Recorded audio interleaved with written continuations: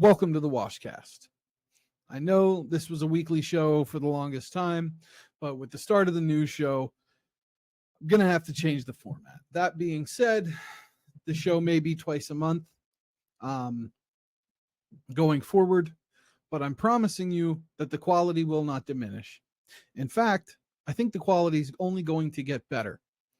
With me tonight, I have a well-known actor. He is probably one of the most intriguing men in Hollywood. You know him from Supernatural as Lucifer. You know him as Paul in Dexter.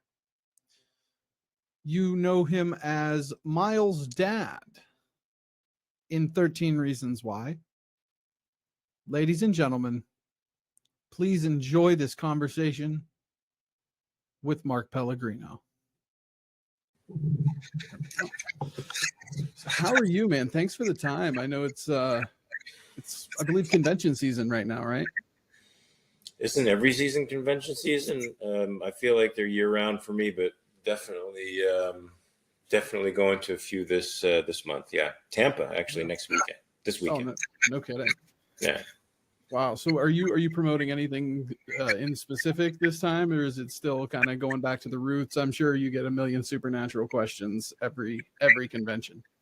Yeah, mostly it's Supernatural and Lost that the conventions are for. A little Being Human, little Dexter thrown in there as well. Sometimes Far Cry 5. The video game. Yeah. Yeah, you voiced what, Jacob Seed? Yes. Yeah. I'm a big gamer, so I was hyped for that when it came out. I acted him as well. It was motion capture stuff, so it was pretty interesting. Yeah. How was that? I mean, you see all the videos of people with like the giant dots on their head, and like, is it hard to get into character and like actually do what you're supposed to with those things on you? No, I think we had a really good director whose name I could not repeat. I don't remember it, but he was one of the only directors who talked to me the way I like to be talked to, and partly because I said, "Here's the way I like to be talked to," and he actually listened to me and made everything about action and never about how I should feel or how it should be done. Just here's what's going on, and you play with that and see what you think. And the only trouble I had was sort of understanding. Whoops, my light seemed to have gone out. Was understanding the distance between the cameras that were sort of in this face mask contraption that they have and whatever it was that I happened to be working off of. So sometimes I would bump into things as a little camera apparatus, but I heard they've even improved that, so it's very uncumbersome in a way. I mean, you're wearing a sort of a wetsuit with balls all over it, but you're completely free to move around and really act things out, and be theatrical and have fun. And now I think they're even more sophisticated and less cumbersome for the actor. So I like it. I like to do another one if I could. Oh, without a doubt. I mean, that had to be a unique experience. I've been a lifelong gamer, so I was actually like waiting for that to release at midnight so the download would start. Wow. So yeah, it was one of the few games in this day and age that I actually got excited about, because everybody, I don't know if you're a gamer yourself, but it seems like everybody's doing the open world kind of sandbox thing, and very few people are doing it well. And that's the one thing that the Far Cry creators have done very well every single time. Yeah, apparently. I didn't know Far Cry the time that I did it, which is great. So I didn't feel any pressure to be any particular way. I am a gamer. I'm sort of a horror gamer, though. So, I'm like a Last of Us kind of guy, and Resident Evil was my jam for a while. Did you ever get to play The Evil Within? I think I did. Is that the one where you wake up hanging upside down in like a storeroom of other bodies? That completely sucked. Yeah, I mean, in a good way, it sucked. Yeah. Oh yeah. Yeah. Yeah, because like the whole game started with you getting like slashed with a chainsaw. The guy Yeah. went through so much that whole game. Yeah, it was terrible. I didn't get very far though. I think I only got to God, I don't even remember what milestone it was. I just remember I had to pass like a horde of like 30 zombies, and I knew I was fucked. I was like, okay, I gotta stop. So Yeah. They did very well with that. I mean, it's tough to nail like the classic Resident Evil formula of keeping that sense of urgency while, you know, having to put some kind of a psychological element into it, the puzzles, things like that. yeah, It's been quite a long time since a game has done that well. Even the new Resident Evil Village, they didn't quite nail it. They did the environment very well, but as far as keeping you engaged through the puzzles, it just kind of it fell flat for me. is that the one after? Is that after 7? What Resident Evil 7 was like Outbreak or something? Yeah, yeah, Biohazard. Biohazard. That one, you know, I got as far. I got as far as like the old lady in the big old house, and I couldn't do it. I got freaked out. I had to have somebody finish that section of the game for me. There were people that played that in VR. Dude, I wouldn't be able to do it. No, There's zero chance of that.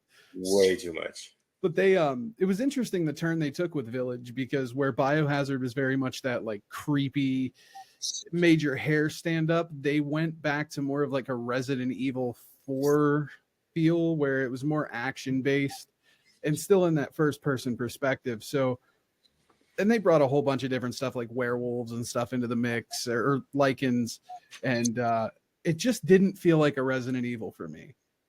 I loved Resident Evil 4, especially if you beat the game a couple of times. You got that Chinese typewriter and the limitless rocket launchers, and you could just, you know, zip through the game with those weapons. It was awesome.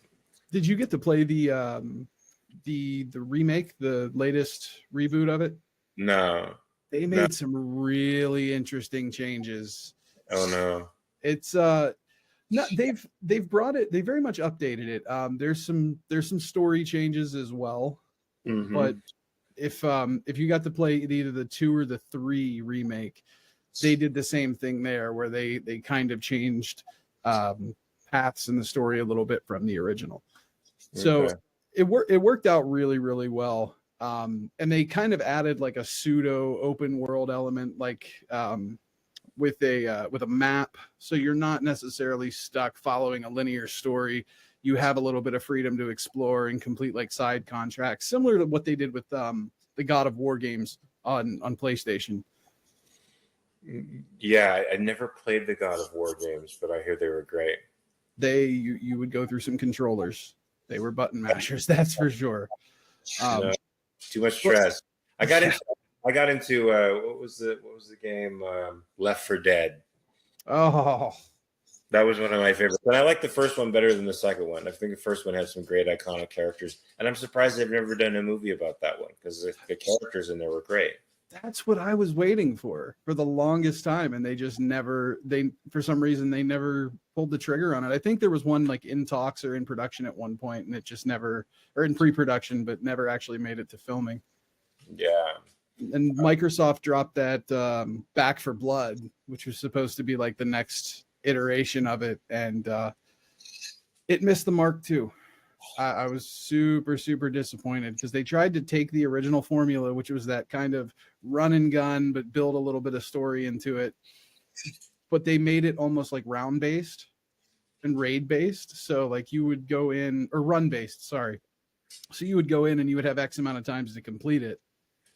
But they made it so, or they would throw you all the way back to the beginning. And there was always that, it was one of those things where, and they made it insanely difficult. So even on the easiest difficulty, like unless you're playing with a group of friends that you can actually like strategize with and communicate, there was no way in hell you were making it through. And online gaming has changed so much to where you can't find anybody with a freaking mic anymore. Really? Yeah. I mean, you have games like Call of Duty that have put AI chat bans in place to where I said the word faggot one night, and my mic was on, and next thing I know, I can't hear any of my teammates, and I get a little message up in the corner that their automated systems detected a violation of the code of conduct, and I was locked out for 3 days. So I could still play, I just couldn't communicate with anybody. Oh my God, dude, it's nuts. It's nuts. I said it one time. I don't know how to feel about that. I thought there was nothing but cursing going on in the game world like that. I've never actually played those kinds of games where I was playing with other strangers around the world. Right. Just me and my wife sitting on the couch together as a team. Me usually bailing her out of zombie hordes. And her screaming if I abandoned her. See, well, what would the real life scenario be there? Would it be her bailing you out or you bailing her out, do you think? I think it would be me bailing her out, but she's super smart. We're like a complementary team that way. So like when we played early on Resident Evil, I would kill all the zombies, and oftentimes have to, like, if she was playing the character, I would have to take over the controls while she was being surrounded and mauled and kill everybody, while she was really great at figuring out all the puzzles. So she's like this Mensa-esque 150 IQ freak who can beat people at Words with Friends in different languages she doesn't even speak fluently. Oh my God. So wouldn't that be nice? But I mean, you're quite the intellectual yourself, though. Don't sell yourself short on that. I mean, thanks. I've seen I mean, you're big into like cultural evolution, right? Cultural evolution, I guess you could say that. I'm a fan of history and philosophy and the history of thought. Yeah. So on that, I guess I can get into some of the more serious stuff, because you don't shy away from political and cultural commentary like most in Hollywood. What's especially with like the Israel and Gaza thing, has that affected your work in Hollywood at all? Yeah, that's difficult to say. I mean, I get accused online of shilling for the Jews because the Jews own Hollywood. But what's ironic is most of the artists are for the Gazans and support them. And if they are open about anything, they're open about that because it seems to be the most popular side of the battle at the moment. But whether or not that's helped me or hurt my career, I don't know. Of course, I don't choose sides based on that. I do. Some actors do stick their fingers in the air and try to figure out what's going to give them more popularity. It's a bummer to see fans, trail off or lose followers and stuff. But I try not to base my self-esteem on, crowd acceptance of what I think real. I just try to base it more around what I think is true. And that's what I call integrity. So, yeah. There's a massive lack of that in society these days, man. There's certainly something going on. I think I feel like we're in 1968, but worse. Even with the Democratic National Convention being in Chicago again, with the crazy protests outside. I mean, I was privy to some of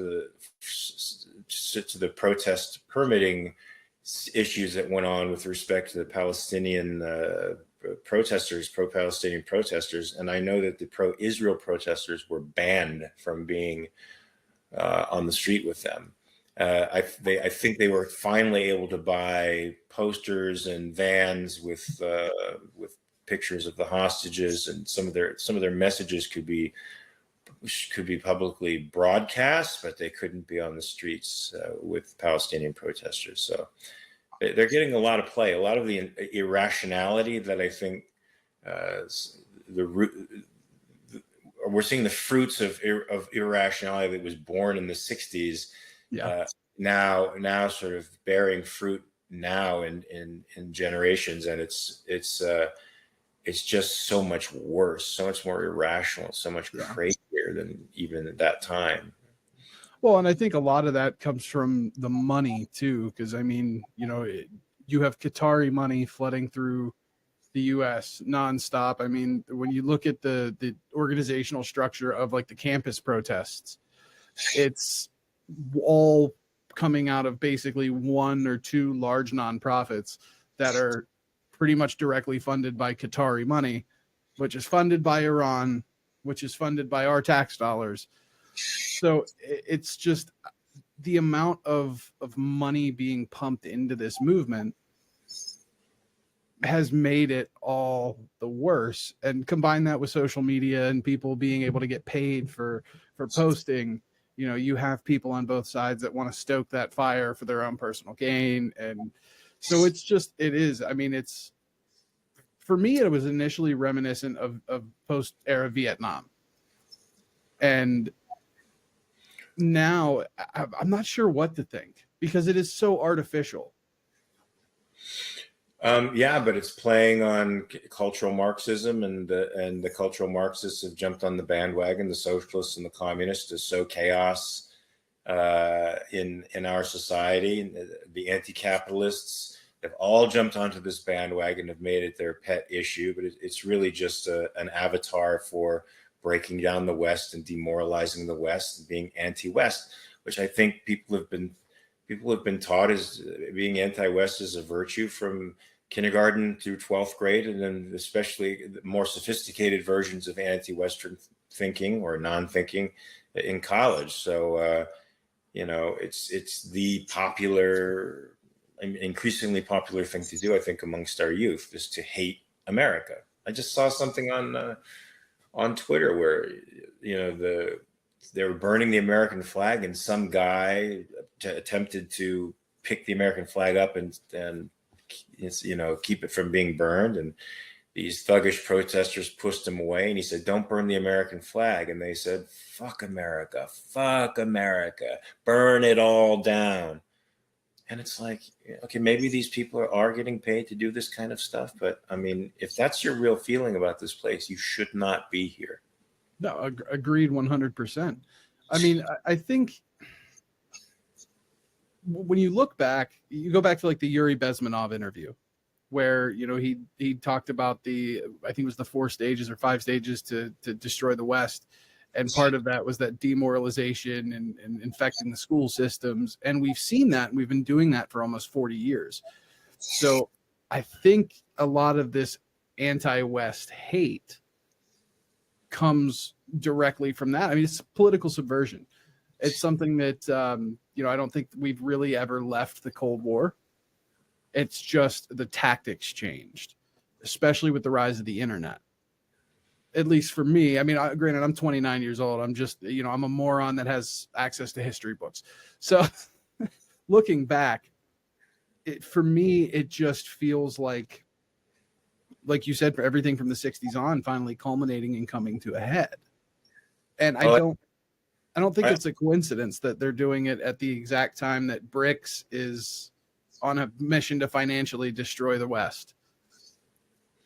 Yeah, well, you're right about that. I mean, I think the degeneration of the West of America has been going on for over 100 years, though, and I think John Dewey, the great, I think, author of American education, and the Columbia School of the teaching school, I think, has birthed some of the most evil ideas that have ever been produced in academia, and those ideas really started to take root in the 40s, 50s, and 60s, and then now it's just it's become a part of the system, and it's certainly taking what's that Italian fascist name, Gramsci, is the cultural Marxist, thought that, you know, the best way to defeat the West was to make that slow march through the institutions, which is what they've done. They have command of the heights of academia, and that is the source of, that's our mind, that's our right, and all that comes out of that academic world, the punditry, journalism, art, culture, all of that is in tech. I mean, and that's, you know, screwed up, but certainly culture gives us narratives over and over again that are anti-capitalist and carry the same you know, ethics that these monsters believed, you know, 100 20 years ago, and they're just as powerful as today as they were then. I think they're a little more powerful now. I mean, over time. Indeed, because they've metastasized, and it's I mean, a lot of the stuff that we're seeing now has been in the university world since the 80s. The crazy intersectionality and all this stuff is causing problems with identity, the law of identity itself, not just identity, but the law of identity and the politicization of identity. That stuff has been running around the universities for 30, 40 years, and now it's in the world. Now it's become a part of our lexicon. Now it's on our language in such a way that you can't hide from it or run away from it anymore. It's actually determining the way people think, right? I mean, you can't not use some of this language now and be considered a decent human being. Well, yeah. I mean, they have essentially, for me, what it comes back to is that idea of like reality is what you make it, and they've kind of taken that and completely run with it. And they've started policing speech. They've started to kind of try to mold the world into this vision of what they want it to be. And I don't know if it's the rise in mental health disorders, or whether it's just the rise in tech and consistent influence and media consumption, but it has latched on, at least for me, what seems so quickly. Because even 12, 16 years ago, you weren't seeing it moving at this pace.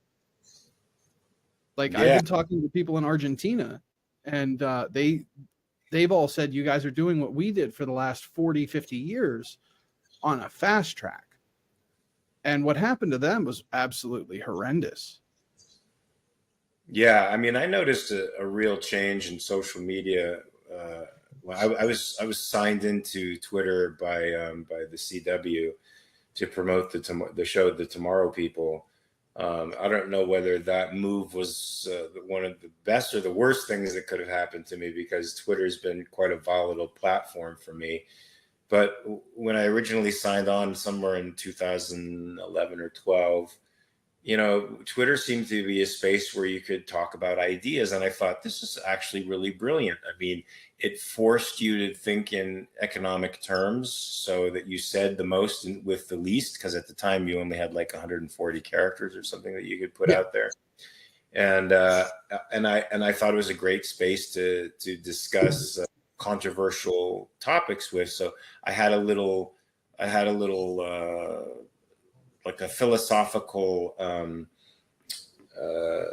set that I would do every week. I had this thing I called the can of worms, and I'd open up, a topic that I thought was controversial, and we'd all just discuss it. And there was really no vitriol, even with people who, disagreed with my perspective. But after 2014, I started to notice a real shift in the tenor of the conversation. It got hostile, and not just hostile, but dangerously aggressive. And of course, then it was used to, and then there was the phenomenon of cancellation, where the public square became a place where your livelihood was literally in jeopardy over rumors that people could start, and that rumors that would, spark off a wildfire of controversy that weren't really your fault. I mean, I mentored a kid whose professor in North Carolina blew his brains out for getting caught in that cancel social media for something, and being accused of by the mass of people things that he never had done, and accused of thinking and feeling things that he didn't think and feel. It was a total nightmare.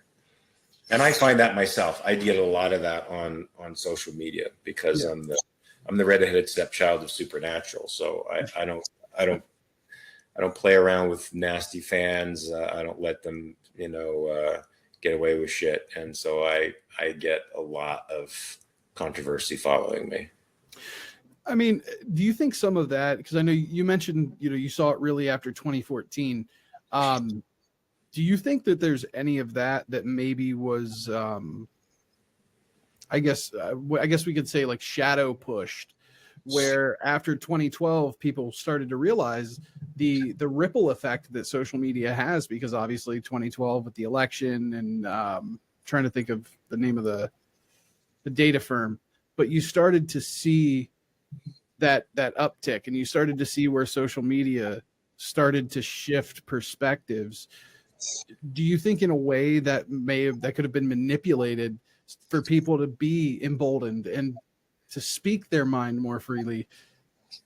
Because obviously when people do that, it's like that, it's like the snare trap, because one person screws up and says something, and now all of a sudden they have this it's massively exposed via an algorithm, and people everywhere are seeing it.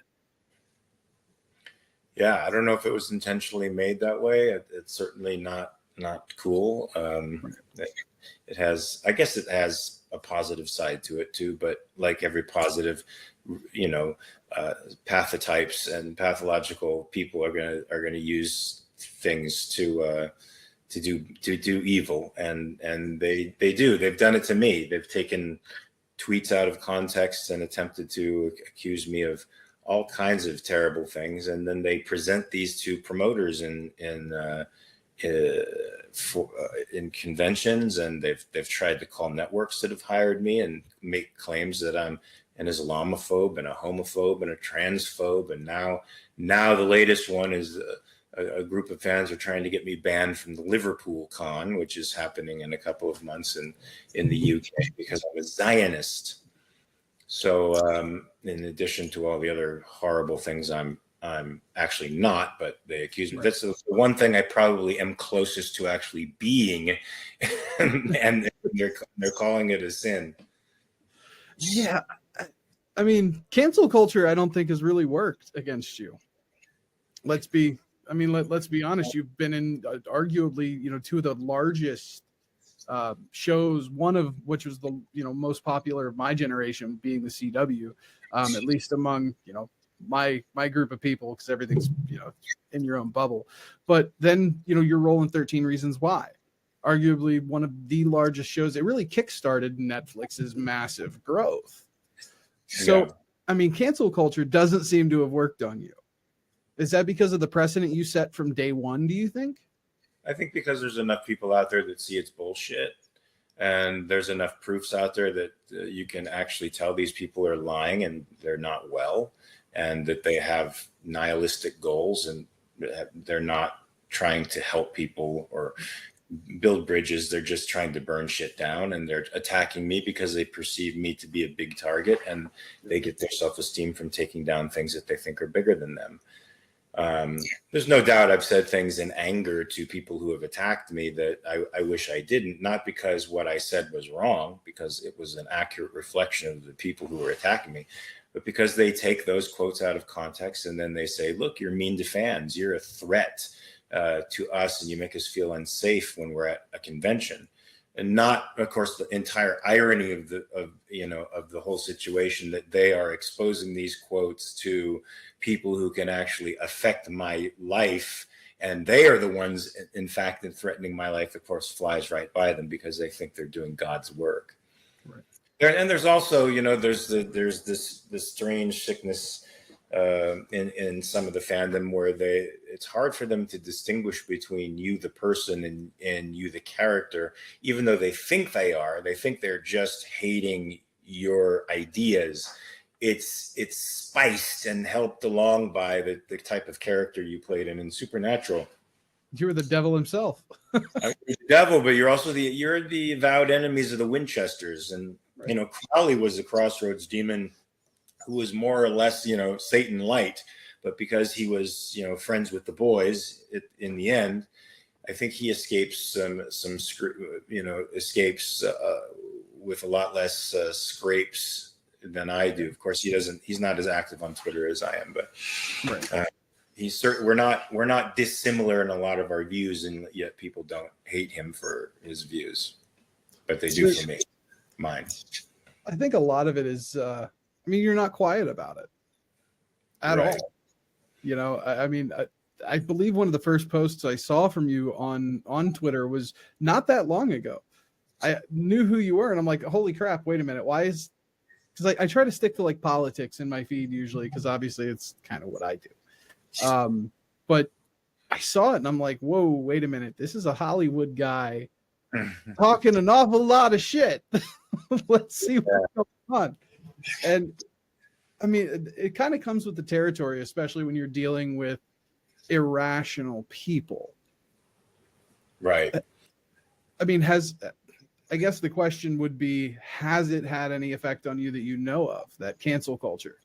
I mean, I think it, you know, it does have an effect on whether or not a network is going to pick you up. Now they do check your socials, and if they see that, you know, enough people are complaining. I mean, I get put onto a con, and the first 50 comments are from people in this group of interested nihilists who want to take me down, and so they try to fill the feed with ugliness. Right. Richard Spate and Rob Benedict have a show where they're reviewing all the episodes of Supernatural. It's a pretty fun podcast. And they brought me on, knowing, I mean, they know how controversial I am. So it was pretty brave of them to bring me on in the first place. But you should have seen the freaking blowback on their feed for bringing me on. These terrible, infantile, lying people who at this point should know that the things that they're posting are lies. And then when I don't like people lying about me, so I tend to react to these things. And when I post them the evidence that they're lying, they don't care. Yeah, that's how it goes with them. They find a way to make it right. Well, it's because they're getting social cred for it. They've developed a little group of haters that gives them self-esteem, and if they get under my skin or seem to make headway in damaging me in some way, it gives them esteem in the eyes of these people. That so it's a really weak, it's psychologically, the people are terribly fractured, have no sense of identity outside of harming others, and it's sad. But it's actually harmful, and so it should be something that I pity, but it makes me feel angry that there are people out there that live like that, think like that, and actually desire to hurt innocent human beings. It's awful. And I think that it's a side effect of a much larger identity crisis. I actually just brought this up to I was on a date the other night, and we were like, you know what, we're just going to go somewhere simple for dinner and then, go find something to do. Hold on. I have to prevent my cat from breaking in. Hold on. Go for it.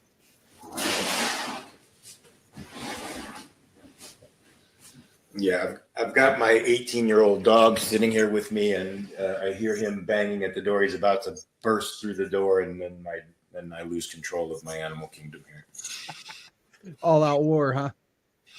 Well, Frankie my 18-year-old dog has dementia, so if he wanders out there in the hallway, he could fall down the stairs, or anything could happen. And the cat doesn't like him because the cat is obsessed with me. It hates the fact that I love my dog, and tries to get in between us, and so he's prone to be unpredictable. So I prefer to leave him out there where he belongs. I can't say I blame you there, but I noticed. Yeah, I was out on a date, and we decided, we're just going to go somewhere simple. We'll go to, Raising Cane's, and then we'll go shoot pool or do something fun after. And we must have gone in at like tweener hour or something, because there was like 3 adults in the entire place, and the rest were like high school kids. And when we were leaving, I'm like, wait a minute, this whole truck of guys walked in, and another car full of girls walked in, and I'm like, it dawned on me. I'm like, wait a minute, they all have the same ridiculous short shorts, the same broccoli haircut, they have the exact same style, they act the exact same way. It's like watching an entire group of Grand Theft Auto NPCs walking around in the world. Wow. And It's it makes you wonder how we got to that point. There's almost no sense of individuality anymore. Everybody just boxes themselves in. I mean, there was always that pressure to conform as a teenager, and look like everybody, talk like everybody. I'm sure now that social media has opened up, the that peer pressure to a world instead of just your immediate classmates and neighborhood. It's pretty distressing for some of those kids, but. Yeah, and what's ironic is they think they're original. Like, I think we did probably when we were teenagers think we knew a lot. It's the vanity of youth. We think we're original when we're really not at all. Oh, I had a sketch comedy show on YouTube that I thought was the greatest thing ever. And before I promptly went back and deleted everything, I watched every single one of them and I was like, oh my God, I really thought I was doing something. Yeah. I was really just like the autistic version of Carlos Mencia. It was not great. I wasn't funny. I was just intentionally being offensive to be offensive. I think that's what a lot of teenagers are doing today as well. And the ones that attack me are clearly young. They're clearly under 18. It's like Lord of the Flies. I think they're trying to get negative attention. And they're getting play in front of their friends, and it's all weird. It's sort of a ritualistic form of torture that has become fashionable to these teenagers, unfortunately. It's just so wild to me, man, because I'll be 30 in February, and you wouldn't think that like someone that's turning 30 and someone that's turning 25 would be so starkly different. But I feel like I'm part of, the last frontier before everything just went completely haywire. Well, you don't sound 29. You seriously don't. So something went right. I mean, because most of the people under 30 that I talk to are neurotic, and most of them are on some form of psych medication. They're fragile as fuck, and if they're smart, they're smart in a way that's not useful in everyday life. They have an ability to articulate bad ideas that they don't even get to the bottom of, but that's about it. And that is really just a product of, I think, our education system, because we've really been taught to regurgitate. Everything is regimented. I mean, for me, I'm a high school dropout, and I was starting to see that, where it was like everybody's learning the same thing, and it wasn't like critical thinking wasn't encouraged, past the point where when I was in elementary school, I was in it was called an enrichment program, and it was more for higher IQ kids. And they encouraged critical thinking. But then as I got out of that program and started to get into like middle school and then the start of high school, I wasn't challenged anymore. I got bored. I got sick and tired of getting up and going in every day. Yeah. And in hindsight now, I don't regret dropping out and staying in that constant state, because the majority of my friends are in massive amounts of student debt. They're working dead-end jobs. They're not doing anything with the quote-unquote education that they've gotten. They're not furthering their lives. But my experience has been the complete opposite, where, I'm in my third year of owning a business. I've got my goofy little side projects. I'm involved politically. Most of these people are just getting up every day, going and working a job, coming home and going to bed, because that's what they've been taught. Yeah, and they've paid $150,000 for an education that not only they can't use, but probably makes them miserable and resentful at the world. Yeah. If it's a liberal arts education, they've just grown to hate pretty much everything that's around them. Yeah. So, well, it's like that stark contrast between somebody that is going for, a doctorate, whether they want to be a neurosurgeon or even just a family care doctor, and then the kid that went for the communications degree. The majority of people went for the communications degree with their minor in gender studies because they were told that that's the best way to make a living, when none of them are making a living right now. Yeah, you'd think common sense would intervene at that point, but I don't think when you're young you have a developed common sense yet. So, Yeah. But it does of course develop a keen sense of hatred for everything around you. How could it not? You start to see power structures. You start to see the world in terms of power structures and dominant structures. That's an extremely unhealthy, even if there's some truth to it, it's an extremely unhealthy way to look at the world. And it's a deterministic way of looking at the world. And how can you grow or get better or improve your lot if you're determined by all these forces outside of you? I don't know. I'd be miserable if I thought that. Well, and that's one of the backbones of that Marxist ideology you were talking about, is creating an oppressed class. Yeah. So that you always, it creates this constant war. I mean, we're both white guys, so we're devils. We're horribly privileged, and we'll glide through life pretty easily, right? But yet, it's not true. It's not factual. The only problem is the majority of those oppressed communities have made themselves oppressed. I get shit for it all the time because being gay and being a Republican, everybody's like, how can you do that? They're going to take away your rights. I'm like, well, okay. First of all, they had the Republican majority in the House, the Senate. Trump was president. They could have done it then. Trump was the first, I go through this whole list of Trump being the first president to have an openly gay cabinet member and all of these things, and their heads explode. But at the same time, I'm also the guy that says that gay marriage should have never been a government issue, and that the Supreme Court doing what they did was an overstep. So I guess I get both sides of it. How people can see where, oh, well, they're going to come for your rights. Good. I don't give a fuck about my rights. My rights aren't the government's business.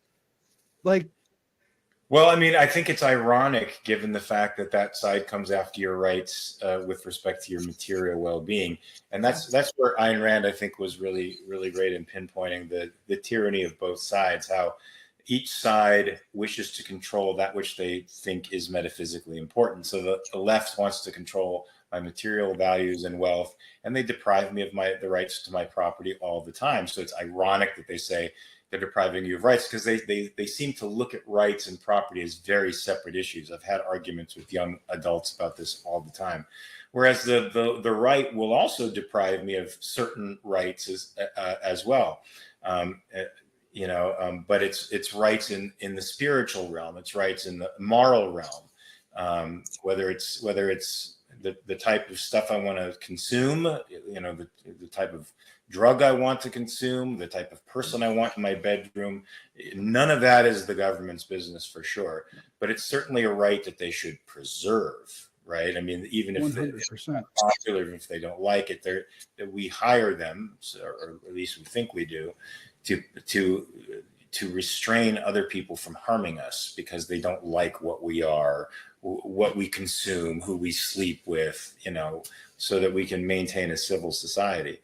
So I see both sides now are all about the red meat and appealing to now the right has, I mean, at one time, to me, the Republicans were the conservators of classical liberalism, which I thought was when they were pretty on it, and I was exposed to a lot of the thinkers on the right who I thought, the Walter Williamses and Thomas Sowells of the world, the Charles Krauthammers, who I think were really great cultural analysts, and their perspective was grounded in the earth and grounded in our founding principles in a way that I thought was very progressive for us. Now I feel like the right, with Trump sort of accelerating this motion towards, there's a real xenophobia here and a real insular mentality on the part of Republicans, where they're increasingly churning inward and thinking that this is a solution to not only our economic ills, which it of course isn't, and to our spiritual ills, which it, of course, isn't. I've actually listened to Dennis Prager, who at times I think is a pretty smart guy, blame the Enlightenment for the problems that we're having right now. Now that scares me when the right is starting to say the Enlightenment was bad. I can't find any rationality on either side. I think a lot of, at least what I see, is that the crazy far right base is a very small portion. I know that people think, the whole MAGA movement is a bunch of crazy extremists, and many of them will parrot talking points. But when it comes down to it, there are a lot more moderate Republicans now than I ever thought I'd see. And it's kind of the ones that are like, yeah, we're going to get behind it because we need them to win. But in reality, they don't really give two shits. The problem I see in today's political climate, though, is that nobody's running on the core issues. Nobody is really running on the core issues. When you have a guy like Javier Milei out of Argentina that specifically ran on economics, and he was like, look, we're screwed. We can't hold this out. It's got to change. And he came in and placed massive austerity measures, and look at the response that's happened for them. Fiscally, culturally, they're going through hell right now because obviously they're still in a state of inflation, and a lot of those safety nets that people were reliant on, they're not getting anymore. But they're still confident people. They're backing him because they see the long-term gain. We don't have that here right now. Well, they went through their stage of spoil system democracy, which is really a type of socialism that bankrupts, I think, not only the pocketbooks of the people who engage in it, but the souls of the people who engage in it. We've been a spoil system democracy for a long time. So the issues that both sides talk about are really issues with respect to their own unique constituencies. And what they promise is that they're gonna reach into the public trough and pay off their constituency. It's huge on the left. The left started this political patronage with I think FDR, and then Johnson. But they made a massive class of dependents, and those dependents vote for them. Used to, I think.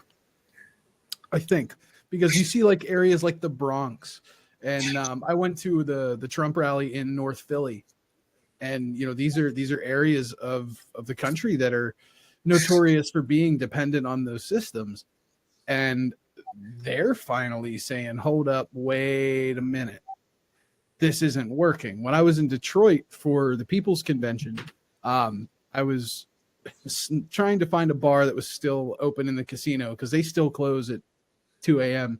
even inside the casinos in Michigan for some reason. But the one bartender, really nice black lady, absolutely hilarious. And she's like, listen, baby, the hood is for Trump, because the hood knows that Biden and Harris ain't done shit but lip service. And it cracked me up, because when you talk about individual constituencies, when she looked at me and said, you know what my wake up call was? My baby SpaghettiOs went to $1.59. I'm like, whoa, hold up. That's a constituency that people aren't talking to. The politicians aren't going out and they're not conversing with them. They're worried about their middle class voters. They're not talking to the poor people and saying, hey, here's how we can get you out of this scenario. They're just throwing the idea of more assistance. It's insane.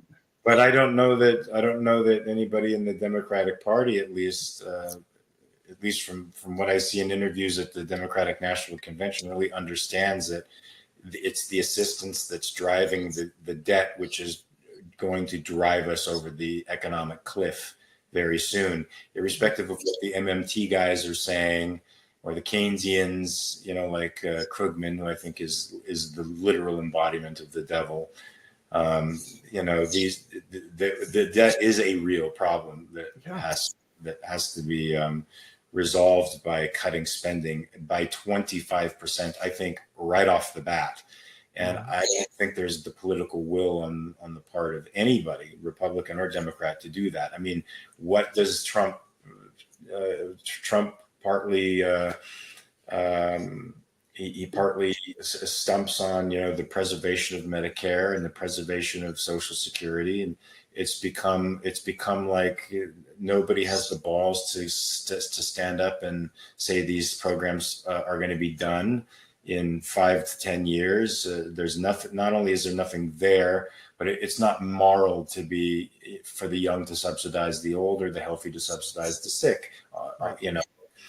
So let's stop this craven immorality and actually get onto a society where you're not your brother's keeper anymore. Right.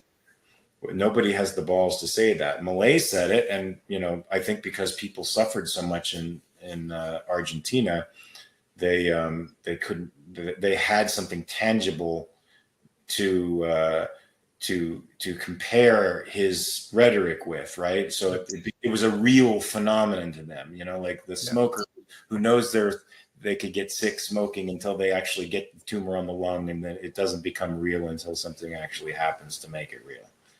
Right. And when that happens in America, $37 trillion in debt, $200 trillion in unfunded liabilities, when the crash happens, it's going to be a catastrophic thing, and it's going to be sort of all at once. And I don't know that there's the philosophical depth in our country to understand where it came from or why it's happening or what the proper solution is. So I get a sense that they'll go in an even harsher, tyrannical direction than they've already been going. Yeah. And I mean, to your point of 25% immediately, I was a little bit on the other side where I was telling people that if we were able to cut spending by 5% every year for 10 years, we would be in a much better place. But the bigger problem, I think people forget, and I don't think it's a coincidence that accounting courses and stuff stopped being taught in high schools, is with programs like Social Security, Medicare, and Medicaid, they're looking at it as this, this guaranteed retirement policy. But the problem is the government is not running it like a pension.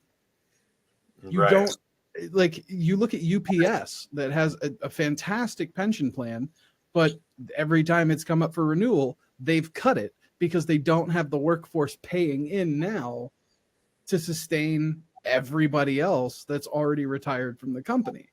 And our government's not running it that way. If we treated it that way, we'd probably be in a little bit better of a situation. But they can't though, because the spoil system democracy has made people depraved, and people expect this program to assist them through old age. They don't really understand that they would get a much better return privately, and just having the discipline to privately invest that wealth that the government takes from them, which is what is it? Yeah. How much is it out of the paycheck now? It's is it 3%? I don't remember how much but even if they just put that away themselves in some money market or started investing it in stocks, or they'd make tons more on their money than they do. It's the 7.65% is combined for Social Security and Medicare, 6.2% on Social Security, and 1.45% on Medicare.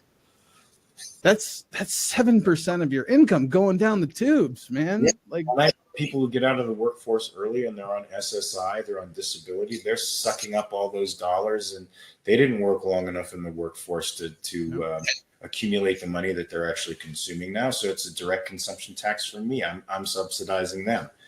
Yep. It's pretty awful. It's pretty evil. But we live in a world where altruism is king, and you're supposed to sacrifice yourself for the guy who doesn't have as much as you. Well, and the worst part is, man, and I see this because, to another point that you mentioned, I am that quote unquote guy that is on, the mental health medication, and, I'm diagnosed with type 2 bipolar, and the doctors have on multiple occasions, when I've gone through like a rough patch, where they're like, have you ever considered, maybe getting out of the workforce, and you're eligible for SSI with a disability. And I'm just like flabbergasted by the fact that you're looking at someone who's not even in his 30s yet and telling them, well, if it ever gets to be too much, you can just have this as a backup plan. No, I don't want that as a backup plan. My mom's disabled. I see her try to get through a month on $1,200 a month. It's fucking miserable. Why would I want that life? I'm perfectly capable. I'm just like everybody else. I happen to go through good periods and I happen to go through bad periods. The only difference is that I'm managing it. I'm taking the medications and I'm doing the fucking meditation and the breathing exercises and all that shit that goes into it that actually involves work, so that I can get through a day and try to build something for myself, while you have an entire system, doctors even, that are supposed to be, the good guys, the trusted ones, that are telling you it's okay, just give up. Oh, that's terrible. How the hell does that work for anybody? Doctors of all people are getting taxed to shit. Why would they be promoting that? Well, yeah, again, it's, that sacrificial ethics where they think it's good to harm themselves, I guess, and to encourage the same in someone else. Well, that's very admirable that you have to live with an illness that can be truly debilitating, but the kind of work that you put into it minimizes the effects, and you stay productive and active, and that's awesome. I love to hear that kind of stuff. I have different illnesses myself that I deal with, and at certain points they were debilitating, but I've been fortunate enough to move beyond and still maintain a fairly productive, active lifestyle. Yeah, I mean but that was also, I think, part of your generation. You weren't being told to just, hey, here, drop out. There's a backup plan. Give up. It's fine. It was, you had to quite literally pull yourself up by the bootstraps, get the hell up, and go do what you're supposed to do. And we don't have that anymore. And I don't know if it's just a result of like a broken family system, which I don't even like to hear people use that, because I was raised by a single mom, and my aunt, by proxy, 6 hours away in DC. There's the broken family unit isn't really an excuse to me. I guess not everybody has the same mentality, but we've gotten to that point where people are more willing to just give up and roll over than they are to get the fuck up and make something of themselves and do something different. Yeah, it's unfortunate that there's a contempt for that, for picking yourself up by your bootstraps, but it's a literal contempt that people have for that now, as if it's a repressive lifestyle. And it's not. You're not repressing your emotional life. You're not repressing trauma in your life to say, I choose life over letting the trauma destroy me. You can still acknowledge the trauma, understand that it's trauma, try to work through it, understand it's going to create obstacles in your life. But your attitude is anti-fragile, not fragility. It's anti-fragile. Like any other living thing out there in the world has to be anti-fragile to survive. Because the world is a fucking really tough place. And like you, I grew up mostly with a single mom. Any man in my life was a terribly destructive person. But the good part of having a vacuum for a father was that I sought out mentors, and it made me curious about a life, and it made me seek answers. And so I became a reader and a seeker of my own truth. And I had to find a way to be my own best parent, which hasn't been easy. It's been a very long road. But I think it's given me some solutions to some problems that I think I can help other people with, which is what I try to do now when I meld psychology and philosophy together and try to not give advice to people, because I'm not a life coach or anything like that, nowhere near it, but help them see how clearing up their thinking can actually make them much happier people. Yeah, I mean, that involves putting in work, and a lot of people don't want to do that work. But to your point, not having that father figure around and translating that into being a parent, yourself, that right there gives you have a base metric of, okay, I don't want to be that. Yeah. Do people still have that in large now, though? Or are they all consumed by this fairy tale idea of like what is perfect, that anything less, they just say fuck it and throw it all away? I don't know. I think they're definitely they definitely have some kind of feeling that there shouldn't be ripples, and I think some forms of spirituality sort of turn them on to that ideal of happiness means I don't feel any resistance in life, and it's not the case. No, I think resistance is great. Yeah, sometimes it's super painful, but your body grows by resistance. Your mind grows by pushing back against ideas that are foreign to you or that challenge your base values. And sometimes it makes you change, just like, lifting weights or running, doing interval training or jujitsu or anything like that. You're constantly meeting resistance that makes your body adapt to it, makes it better, makes it more capable of living in an uncomfortable state. That's what I've discovered with like working out, jujitsu, even, challenging my own philosophical beliefs. It's about pushing the boundaries of discomfort for myself so that I'm peaceful within the discomfort, or I even seek out the discomfort because I know it's good for me to go through that temporary discomfort, because I'm going to come out the other side of it stronger. Yeah, that is right there has been like my life the last third year of business. Like when I first started, it was like every little setback, every week that I didn't make money, every time that I had a loss or I had a bad day, it was debilitating. It would absolutely wreck me, because I'm like, am I doing this wrong? Like, because there's that little bit of imposter syndrome where, okay, I'm doing this, I'm decided to go start a business, but I have no formal education. I dropped out in 10th grade. I was a pothead most of my life. None of it adds up to being successful. So there's always that little bit of imposter syndrome. So that first like year and a half was just every time I had a bad day or a bad week, I would beat the shit out of myself. I would lose sleep. I lost 4 vehicles in 4 months to deer and had to completely switch a business model and start running contractors. And like, I was miserable in that time period. But now every time there's a setback, I have a little like weird mind boner where it's like, oh, okay, here's another challenge to navigate. Here's what I know from last time. How can I apply it? Yeah. So I've gotten a little more comfortable in that stress, where most people just go, you know what, man, I can't do this. I'm done. And they're out. Exactly. I had a lot of points where I wanted to just be like, you know what, screw this. I'm out. But I mean, I deal with elderly people in nursing homes and pharmaceuticals, so it's not something that I can just turn in the key and walk away from, because people die. Yeah. So, it's become, every day that I have a challenge has just become a learning experience for me. And I wish that mindset was out there more, because it's not. It is so like, it's like the shiny toy. You have one bad day, or the toy doesn't do what you want it to do, and you throw it the hell away.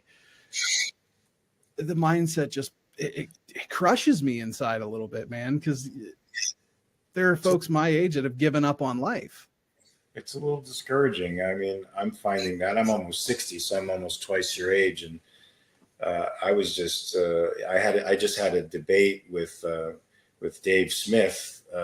I have it saved in my watch later on YouTube. I haven't watched it yet. Well, it's not much, because Dave pretty much filibusters, and his microphone was stronger than mine. So anytime I tried to actually interrupt to address the filibuster to address an issue, you couldn't really hear what I was saying. So I wound up having to be quiet quite a bit of the time because he talks quite a lot, and attempting to answer questions from what I could remember of his diatribe. And then he would sort of accuse me of moving goalposts, or contradicting myself when I don't think there was any contradictions there. Because he couldn't marry certain concepts in his own mind, he accused me of having paradoxes that I wasn't fixing in my thinking. And so it sort of, I mean, people, I think with a brain saw what was going on, but certainly his followers think I got my ass kicked. It was my first debate, so it was a lot to learn. I learned a lot about. That was your first debate. Yeah. So dude, that you picked the wrong. Like, you know, it's a shame that Dave had to use that kind of like those kind of tactics, because he is a really smart guy, but. Well, he's an arrogant guy, and he has Dunning-Kruger syndrome. So I think because he's read the new history of Israel authors, he thinks he knows more about Israel than everybody else. But he certainly doesn't connect the dots in a way. It's very clear from the way he talks, because he shotgun spatters out 500 concepts, all of which should probably be dealt with. But I tried to sort of keep it focused on ethics, but it was an ethics that he didn't understand. You know, so when I would say something like, yeah, if a state doesn't recognize rights, a rights-respecting state does have the right to go in and, you know, overturn that administration. Whether or not we should is another question. He's like, oh, so a rights-respecting state has the right to murder babies. I'm like, well, I didn't say that. Well, you just said that, you know, rights-respecting state could go into any non-rights-respecting state it wanted to. And I said, yes, indeed, it could. Right. So they have a right to kill babies. No, I'm not saying that. I'm not saying that. They certainly have the right to kill anyone who fights for the rights-respecting state. And sometimes, you know, every war has, unfortunately, innocent people who are caught in the crossfire. But he tried to manipulate the stuff I said into those kinds of territories that were it was sophistry. And when I accused him of that the next day, where David Fite advertised it, and I said, well, you know, I wish there was a time limit to the speaking. That's the way it usually goes. Yep. You know, like he has a minute to, like we do our opening statements, and there's a question asked, he has a minute to answer it, I have a minute to rebuttal. That way it doesn't get lost in the weeds, because it was just like he made a massive opening statement, then I made a massive sort of, you know, equal opening statement. And then from there, he just talked and talked and talked and talked and talked and talked, and sort of insulted me a few times, which, you know, he'd never do if he was, you know, in a room with me, because I'd knock him the fuck out, or I would feel like knocking him out. Let's just put it that way. I don't think I would, but he's very arrogant, and his followers think he won. I'd be interested in your point of view. It's a difficult debate to follow, and if you have any feelings for Israel at all, it's certainly hard to listen to the stuff that he had to say. I'm one of those people, man, where I'm 100% staunchly pro-Israel. And I've originally was the type that was like, yeah, you know what, let them do it. I don't want my money going to it. But throughout all of like the campus protests, and now we're seeing, you know, the constant demonstrations in the streets. We saw it in DC. We're seeing it now at the DNC. It has become very apparent to me that U.S. funding in this it's not just about helping an ally. This is essentially fighting a proxy war, but it's a war that has our own interests at the core of it, because this conflict in the Middle East is spilling over into our streets to the point where people are now, you know, saying we're going to bring the war home, and they're calling for an intifada and an uprising here in the United States. And it's the fact that people go completely tunnel vision and say, well, this is Israel's war. This is a Western war whether you like it or not. And quite honestly, I'd rather have my money going to Israel than to the Nazis in Ukraine. Well, Just my opinion. It's even worse than that, because they're blaming Israel for the things they should be blaming Hamas for. So all the casualties are Israel's fault, because of course it's a 40-to-1 casualty rate, or somewhere in that neighborhood, comparatively speaking. And Dave has it in his mind, I think, that proportional responses are what's moral, when no, the actual moral obligation of the defender is to stop the enemy from ever doing what it does again. And the enemy is intentionally making it very messy and very despicable, because they're hiding amongst a complicit population. And it's not just a small percentage of the people that are complicit. But to Dave, it's not nuanced of me to see that the Palestinian culture is a toxic culture. Thank you. And Thank you. It's violent and a part of the problem, and that the way the Palestinians have given up their toxic ideology is when they surrender, which they have not done yet. But this doesn't work for Dave. Dave doesn't think. Dave thinks that some of the analogies he made weren't analogous to me. Like, it's okay if you kill the guy who's trying to kill you when he's in your house, but do you go down when he goes down the street and goes into his family's house? Do you bomb the house? Is that what you do when in the United States of America? And when I would say, well, a police action is very different from war. For one, I mean, they're not analogous circumstances. Right. The government charged with a different task in that moment. It's an answer that he doesn't accept, and if he doesn't accept it, it's wrong. That's the way Dave is. If he doesn't accept an answer, it's wrong. Well, and I think it's a purely emotional argument from a lot of people. And I target that a little bit when I have these discussions with people, because everyone is quick to say, well, what about the innocent children? What about this? What about that? Well, we have to stop and face a really ugly reality. And that is the question of, yes, the children are innocent now, but until Hamas is overthrown and these radical Islamist governments are out of the picture, these children are going to grow up to be the next sect of Hamas, because they're taught from an elementary school level to hate and kill Jews. It's that question of when he thinks it's not nuanced of you to say that, but it's also not nuanced of him to forget the fact that these are literally little terrorists in training until we get rid of the radicals. Yeah, but he would attribute the future terrorists to the continued hostilities on the part of Israel. He would attribute it to their oppression. So he doesn't think there's anything. He sort of understands the savagery that the Palestinians feel towards the Israelis, because they've been oppressed and occupied for 40 years. He'll say.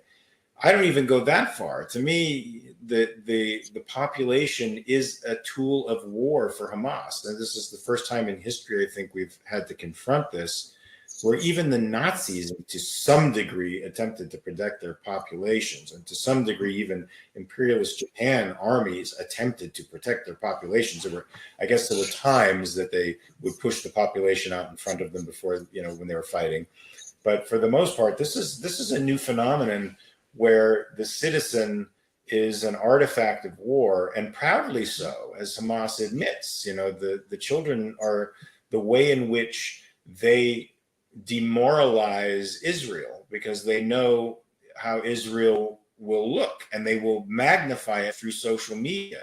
And they know that people sitting in their armchairs in Valencia, like me, all warm and fuzzy and cozy, are not going to like pictures of dead children, of course, because it's horrible. But it's also horrible for the IDF, who has to do it, and they're going to have the lingering psychological effects of that. And when I said this to Dave, and he's like, "Oh, like the Palestinians won't," and I said, "Well, I heard one call his mom and brag that he had murdered 10 Jews. So I don't think they feel the same way about killing people." But no. When you have mothers bragging about they have 4 sons who have been martyred, and when they get pensions for children that have died in the line of murdering Jews, and the pensions are based on the number of Jews that they kill, you have a sick society there, one that's complicit in the murder on almost every level. And it's not up to the Israelis to sort out who's who. It's up to them to just stop it, to stop the violence permanently. Well, exactly. Anyway, none of that. I mean, real.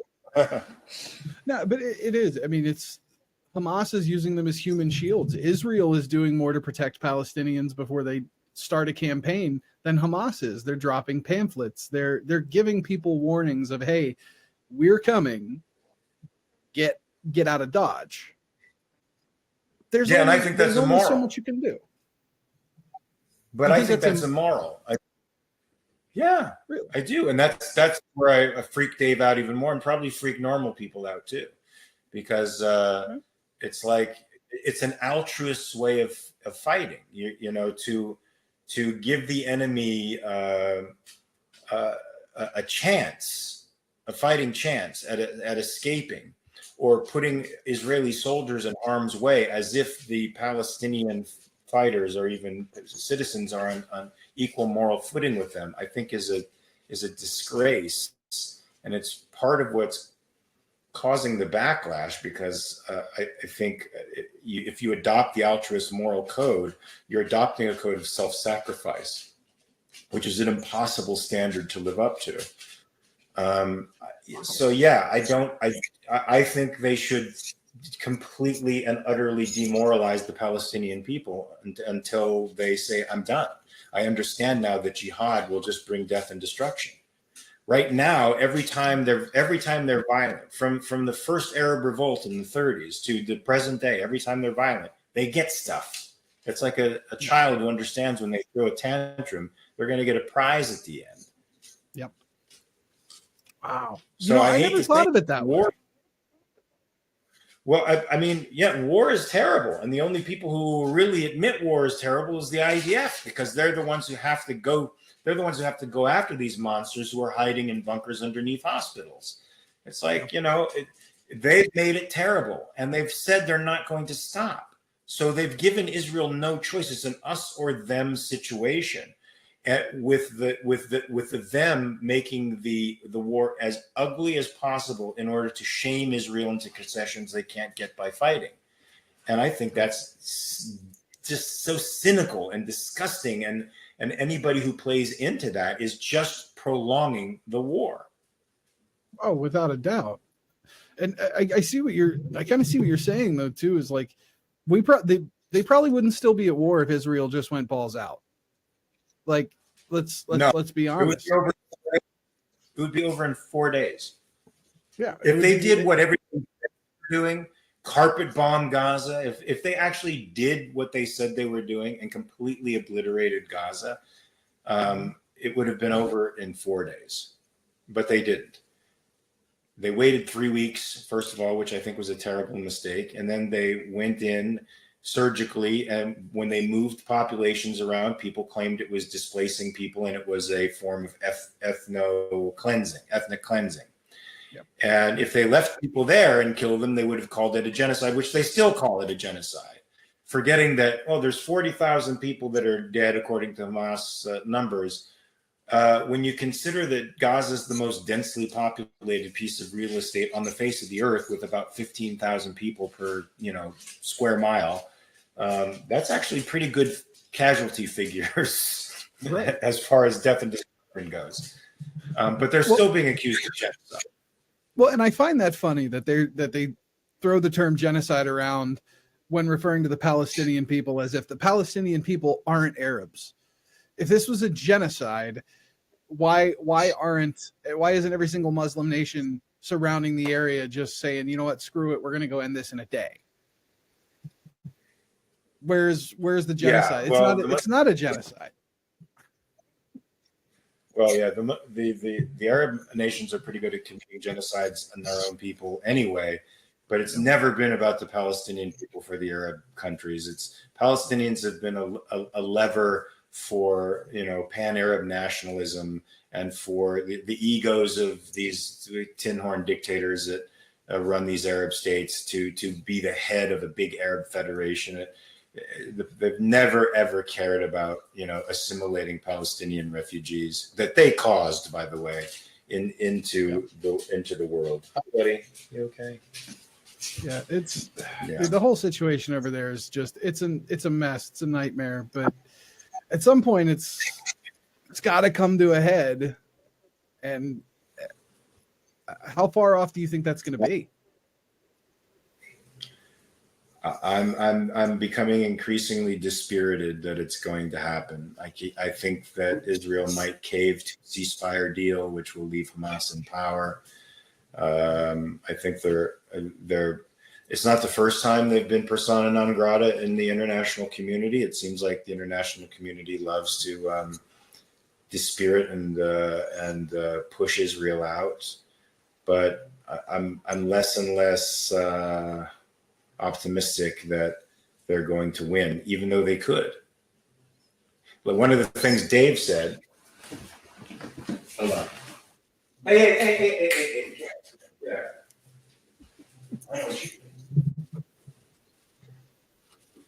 One of the things, I have to bring my, I knew he was doing something bad. One of the things Dave said was that, you know, all the intelligence organizations in the country have said that Hamas can't be defeated. And I said, well, the CIA thought that the Israeli militia couldn't beat the combined Arab forces, and they were wrong. And since when does a guy like Dave Smith give intelligence forces that have been intelligence community have been wrong about just about everything in history? Yeah.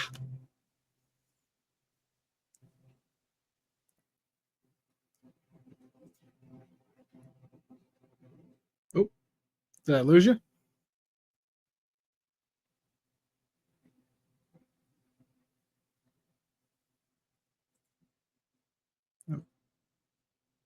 My phone. Yeah. I don't remember what I was saying. I think that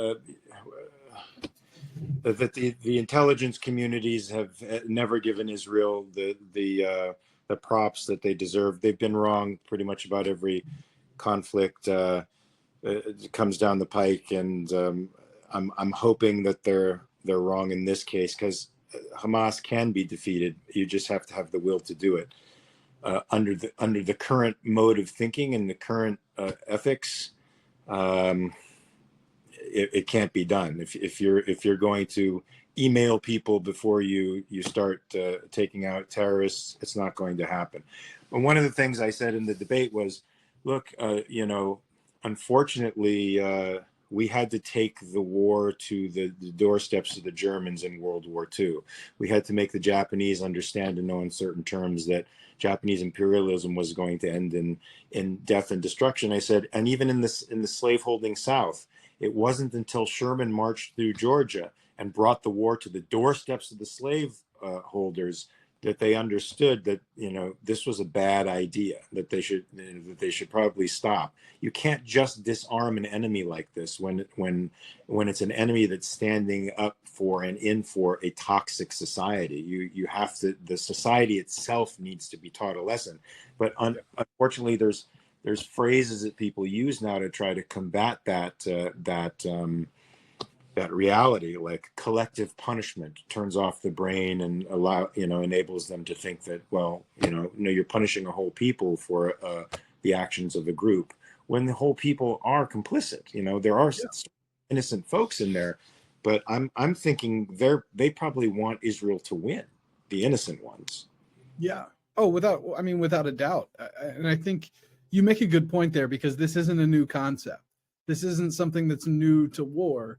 There's always been some kind of drastic measures that have been taken to achieve victory. I mean, take it back to World War II, even the Soviets, massive sacrifice to get the job done.